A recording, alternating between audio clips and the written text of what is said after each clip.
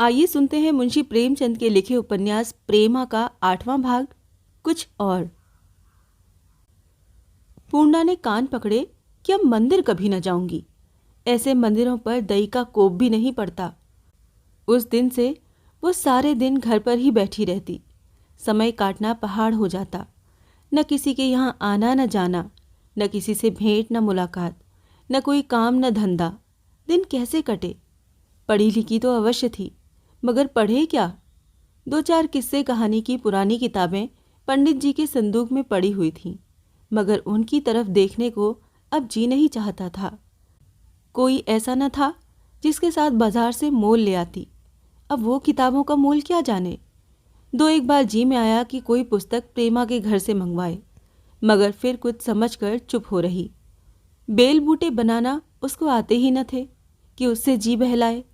हाँ, सीना आता था, मगर सिए किसके कपड़े? नित्य इस तरह बेकाम बैठे रहने से वो हरदम कुछ उदास सी रहा करती। हाँ, कभी कभी पंडिताइन और चौबाइन अपने चेले चपाड़ों के साथ आकर कुछ सिखावन की बातें सुना जाती थीं, मगर जब कभी वो कहती कि बाबू अमृत राय का आना ठीक नहीं, तो पूर्णा साफ साफ कह देती कि मैं उनको आने से नहीं रोक सकती और न कोई ऐसा बर्ताव कर सकती हूँ जिससे वो समझे कि मेरा आना इसको बुरा लगता है। सच तो ये है कि पूर्णा के हृदय में अब अमृत राय के लिए प्रेम का अंकुर जमने लगा था। यद्यपि वो अभी तक यही समझती थी कि अमृत राय यहाँ दया की राह से आया करते हैं, मगर नहीं मालूम क्यों वो उनके आने का एक एक दिन गिना करती, और जब इतवार आता तो सवेरे ही से उनके शुभागमन की तैयारियां होने लगती। बिल्लो बड़े प्रेम से सारा मकान साफ करती, कुर्सियां और तस्वीरों पर से 7 दिन की जमी हुई धूल मिट्टी दूर करती। पूर्णा खुद भी अच्छे और साफ कपड़े पहनती। अब उसके दिल में आप ही आप बनाव श्रृंगार करने की इच्छा होती थी, मगर दिल को रोकती। जब बाबू अमृत राय आ जाते तो उसका मलिन मुख कुंदन की तरह दमकने लगता। उसकी प्यारी सूरत और भी अधिक प्यारी मालूम होने लगती। जब तक बाबू साहब रहते उसे अपना घर भरा मालूम होता। वो इसी कोशिश में रहती कि ऐसी क्या बात करूं जिससे वो प्रसन्न होकर घर को जाएं। बाबू साहब ऐसे हंसमुख थे कि रोते को भी एक बार हंसा देते। यहाँ वो खूब बुलबुल की तरह चहकते। कोई ऐसी बात न कहते जिससे पूर्णा दुखी हो। जब उनके चलने का समय आता तो वो कुछ उदास हो जाती। बाबू साहब इसे ताड़ जाते और पूर्णा की खाते से कुछ देर और बैठते। इसी तरह कभी कभी घंटों बीत जाते। जब दिया में बाती पड़ने की बेला आती तो बाबू साहब चले जाते। पूर्णा कुछ देर तक इधर उधर बौखलाई हुई घूमती। जो जो बातें हुई होती उनको मन में दोहराती। ये समय उस आनंददायक स्वप्न सा जान पड़ता था जो आंख के खुलते ही बिला जाता है। इसी तरह कई मास और बीत गए, और आखिर जो बात अमृत राय के मन में थी वो पूरी हो गई। अर्थात पूर्णा को अब मालूम होने लगा कि मेरे दिल में भी उनकी मोहब्बत समाती जाती है, और उनका दिल भी मेरी मोहब्बत से खाली नहीं। अब पूर्णा पहले से ज्यादा उदास रहने लगी। वो बौरे मन, क्या एक बार प्रीति लगाने से तेरा जी नहीं भरा जो तू फिर ये रोग पाल रहा है? तुझे कुछ मालूम है कि इस रोग की औषधि क्या है? जब तू ये जानता है तो फिर क्यों इस आशा पर ये स्नेह बढ़ा रहा है? और बाबू साहब, तुमको क्या कहना मंजूर है? तुम क्या करने आए हो? तुम्हारे जी में क्या है? क्या तुम नहीं जानते कि ये अग्नि धधकेगी तो फिर बुझाए न बुझेगी? मुझसे ऐसा कौन सा गुण है, कहाँ की बड़ी सुंदर हूँ, जो तुम प्रेमा, प्यारी प्रेमा को त्यागे देते हो? वो बेर बेर मुझको बुलाती है। तुम ही बताओ, कौन मुँह लेकर उसके पास जाऊं? और तुम तो आग लगाकर दूर से तमाशा देखोगे, इसे बुझाएगा कौन? बेचारी पूर्णा इन्हीं विचारों में डूबी रहती। बहुत चाहती कि अमृत राय का ख्याल न आने पाए, मगर कुछ बस न चलता। अपने दिल का परिचय उसको एक दिन यूं मिला कि बाबू अमृत राय नियत समय पर नहीं आए। थोड़ी देर तक तो वो उनकी राह देखती रही, मगर जब वो अब भी ना आए तो उसका दिल कुछ महसूसने लगा। बड़ी व्याकुलता से दौड़ी हुई दरवाजे पर आई और आधे घंटे तक कान लगाए खड़ी रही। फिर भीतर आई और मन मार कर बैठ गई। चित्त की कुछ वही अवस्था होने लगी जो पंडित जी के दौरे पर जाने के वक्त हुआ करती। शंका हुई कि कहीं बीमार तो नहीं हो गए। मेहरी से कहा, बिल्लो जरा देखो तो बाबू साहब का जी कैसा है। नहीं मालूम क्यों मेरा दिल बैठा जाता है। बिल्लो लपकी हुई बाबू साहब के बंगले पर पहुंची तो ज्ञात हुआ कि वो आज 2-3 नौकरों को साथ लेकर बाजार गए हुए हैं, अभी तक नहीं आए। पुराना बूढ़ा कहार आधी टांगों तक धोती बांधे सर हिलाता हुआ आया और कहने लगा, बेटा बड़ा खराब जमाना आवा है। 1000 का सौदा होए तो 2000 का सौदा होए तो हम ही ले आवत रहन। आज खुद आप गए हैं। भला इतने बड़े आदमी का यूं जावत रहा। बाकी फिर सब अंग्रेजी जमाना आया है। अंग्रेजी पढ़ पढ़ के जौन न हो जाए तौन अचरज नहीं। बिल्लो बूढ़े कहार के सर हिलाने पर हंसती हुई घर को लौटी। इधर जब से वो आई थी पूर्णा की विचित्र दशा हो रही थी। विकल हो कभी भीतर जाती कभी बाहर आती, किसी तरह चैन ही ना आता। जान पड़ता कि बिल्लो के आने में देर हो रही है कि इतने में जूते की आवाज़ सुनाई दी। वो दौड़कर द्वार पर आई और बाबू साहब को टहलते हुए पाया तो मानो उसको कोई धन मिल गया।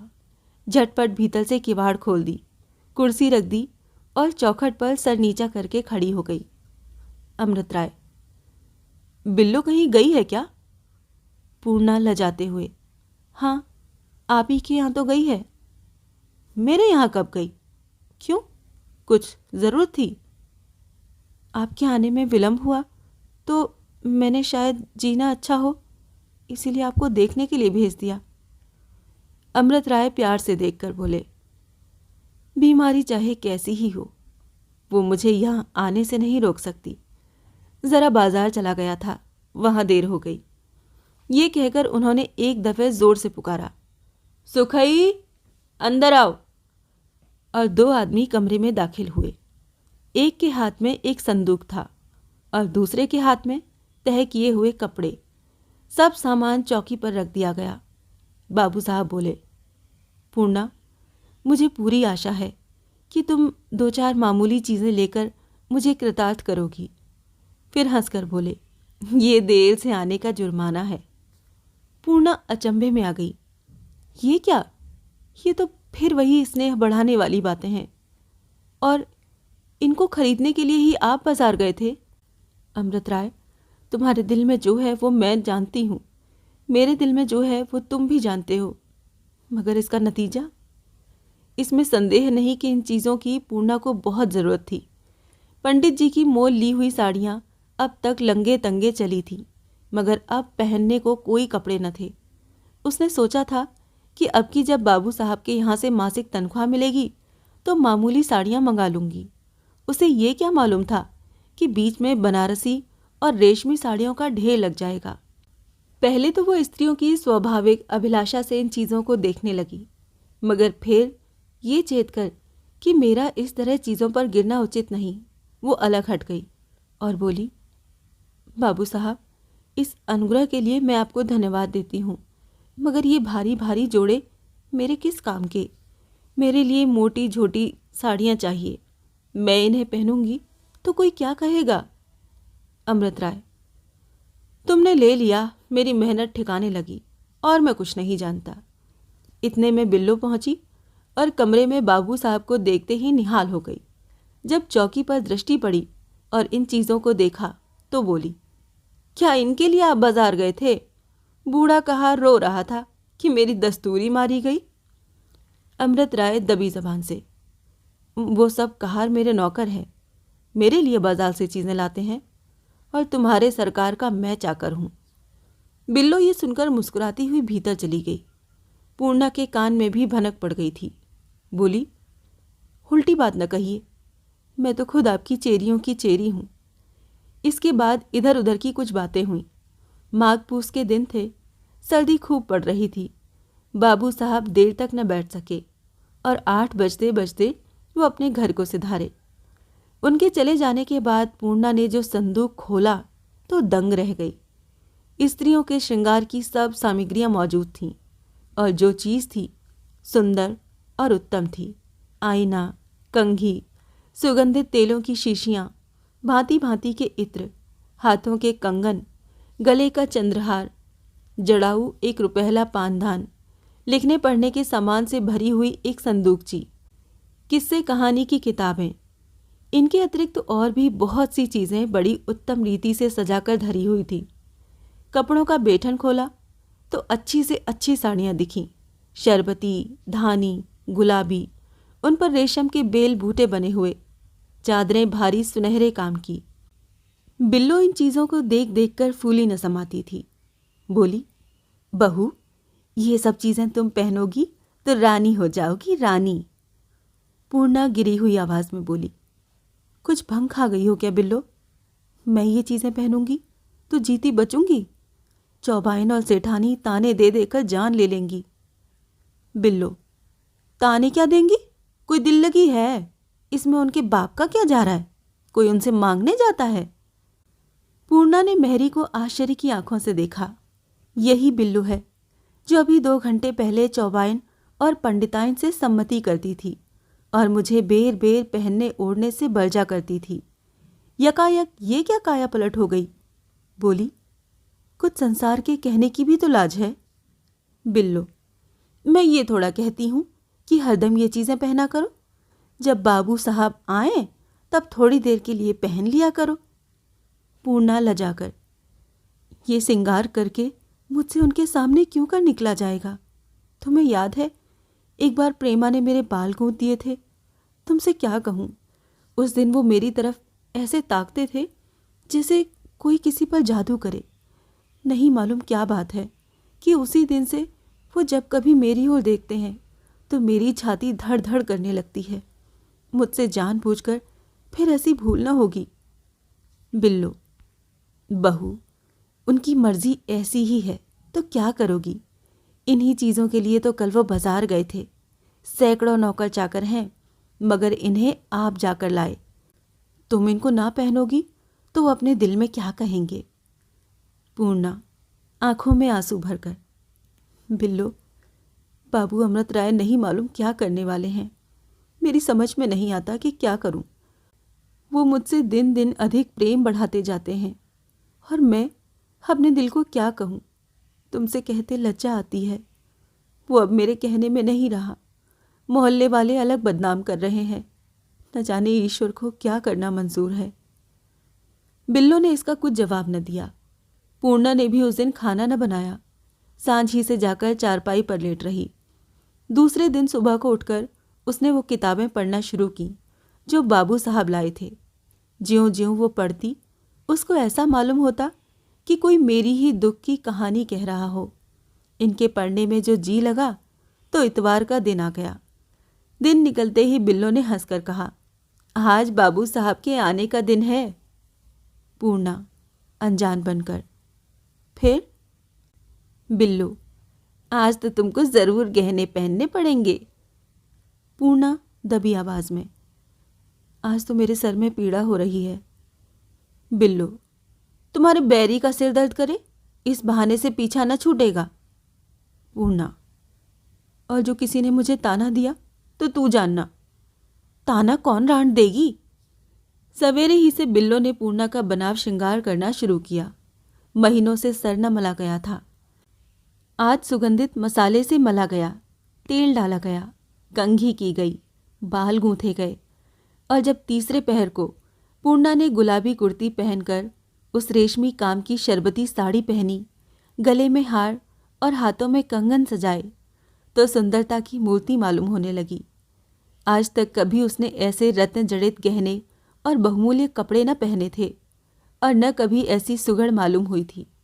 वो अपने मुखारबिंद को आप देख देख कुछ प्रसन्न भी होती थी, कुछ लजाती भी थी और कुछ सोच भी किया करती थी। जब सांझ हुई तो पूर्णा कुछ उदास हो गई। जिस पर भी उसकी आंखें दरवाजे पर लगी हुई थीं और वो चौंक कर ताकती थी कि कहीं अमृत राय तो नहीं आ गए।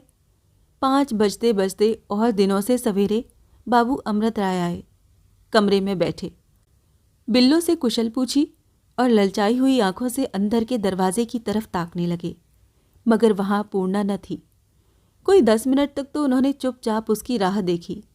मगर जब अब भी दिखाई न दी तो बिल्लो से पूछा, क्यों मेहरी, आज तुम्हारी सरकार कहाँ है? बिल्लो मुस्कुराकर बोली, घर ही में तो है। अमृत राय, तो आई क्यों नहीं? क्या आज कुछ नाराज हैं क्या? बिल्लो हंसकर, उनका मन जाने। अमृत राय, जरा जाकर लिवा लाओ, अगर नाराज हो तो चलकर मनाऊं। ये सुनकर बिल्लो हंसती हुई अंदर गई और पूर्णा से बोली, बहू उठोगी या वो आप ही मनाने आते हैं? पूर्णा, बिल्लो मैं तुम्हारे हाथ जोड़ती हूँ, जाकर कह दो बीमार है। बीमारी का बहाना करोगी तो वो डॉक्टर को लेने चले जाएंगे। अच्छा तो कह दो सो रही हैं, तो क्या वो जगाने ना आएंगे? अच्छा बिल्लो, तुम ही कोई बहाना कर दो जिससे मुझे जाना ना पड़े।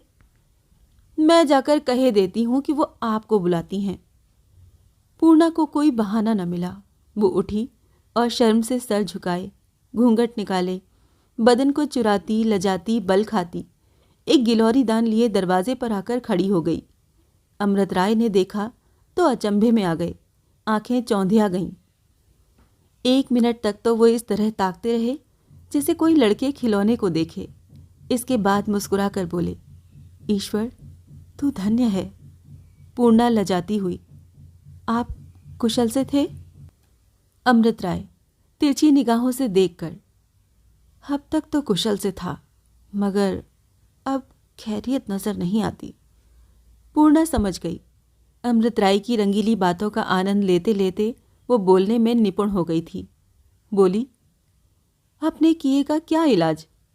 अमृत राय, क्या किसी को अपनी जान से बैर है? पूर्णा ने लजाकर मुंह फेर लिया। बाबू साहब हंसने लगे और पूर्णा की तरफ प्यार की निगाहों से देखा। उसकी रसिक बातें उनको बहुत भाई। कुछ काल तक और ऐसी ही रस भरी बातें होती रहीं। पूर्णा को इस बात की भी सुध न थी कि इस तरह मेरा बोलना चालना मेरे लिए उचित नहीं है। उसको इस वक्त न पंडिताइन का डर था, न पड़ोसियों का भय। बातों ही बातों में उसने मुस्कुराकर अमृत राय से पूछा, आपको आजकल प्रेमा का कुछ समाचार मिला है? अमृत राय, नहीं पूर्णा, मुझे इधर उनकी कुछ खबर नहीं मिली। हाँ, इतना जानता हूं कि बाबू दाननाथ से ब्याह की बातचीत हो रही है। बाबू दाननाथ तो आपके मित्र हैं? मित्र भी हैं और प्रेमा के योग्य भी हैं। ये तो मैं न मानूंगी। उनका जोड़ है तो आप ही से है। हाँ, आपका ब्याह भी तो कहीं ठहरा था। हाँ, कुछ बातचीत हो रही थी। कब तक होने की आशा है? देखें अब कब भाग्य जागता है। मैं तो बहुत जल्दी मचा रहा हूं। तो क्या उधर ही से खिंचाव है? आश्चर्य की बात है। नहीं पूर्णा, मैं जरा भाग्यहीन हूं। अभी तक सिवाय बातचीत होने के और कोई बात तय नहीं हुई। पूर्णा मुस्कुराकर, मुझे अवश्य न्योता दीजिएगा। अमृत राय, तुम्हारे ही हाथों में तो सब कुछ है। अगर तुम चाहो तो मेरे सिर पर सेहरा बहुत जल्द बंध जाए। पूर्णा भौचक होकर अमृत राय की ओर देखने लगी। उनका आशय अब की बार भी वो न समझी। बोली, मेरी तरफ से आप निश्चित रहिए, मुझसे जहां तक हो सकेगा उठाना रखूंगी। अमृत राय, इन बातों को याद रखना पूर्णा, ऐसा न हो भूल जाओ तो मेरे सब अरमान मिट्टी में मिल जाएं। ये कहकर बाबू अमृत राय उठे और चलते समय पूर्णा की ओर देखा। उसकी आंखें डबडबाई हुई थीं, मानो विनय कर रही थी कि जरा देर और बैठिए। मगर अमृत राय को कोई ज़रूरी काम था। धीरे से उठ खड़े हुए और बोले, जी तो नहीं चाहता कि यहाँ से जाऊं, मगर आज कुछ काम ही ऐसा आ पड़ा। ये कहा और चल दिए। पूर्णा खड़ी रोती रह गई। इससे आगे की कहानी जानने के लिए सुनिए प्रेमा का अगला भाग।